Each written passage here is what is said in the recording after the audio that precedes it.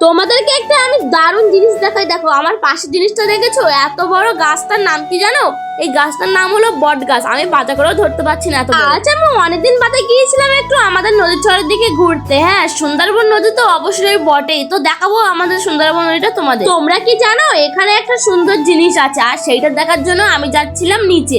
এই চরটাই কিন্তু সমস্ত সব জায়গাটাই কাদা, কারণ জোয়ারের জল একটু আগেই নেমে গেছে। এই জলগুলো কিন্তু আমাদের মাঠ থেকেই আসছে, মাঠ থেকে খালের জলগুলো আমাদের এই নদীতে চলে যাচ্ছে। এই ক্যালভেট থেকে জল পড়ছে আর মনে হচ্ছে যে ঝর্ণার জল পড়ছে। দেখো আমার পিছনে এই জঙ্গলটা দেখো, এই জঙ্গলটা কিন্তু ঘন জঙ্গল, কিন্তু ক্যামেরাতে অতটাও ঘন লাগছে না। এপাশে নদী আর এপাশে রাস্তা আছে আর মাঝখানে জঙ্গল, দেখো কত সুন্দর লাগছে। আমি যাচ্ছি তোমাদেরকে আর একটা চর দেখাবো বলে, কারণ আমার সাইডে আর একটা নদীর চরও আছে, সেটাই দেখাবো। গ্রামে বাড়ি হওয়ার মজাটাই আলাদা, না আছে শব্দ দূষণ, না আছে বায়ু দূষণ, সব দিক দিয়ে সুন্দর আর সব দিক দিয়ে ভালো।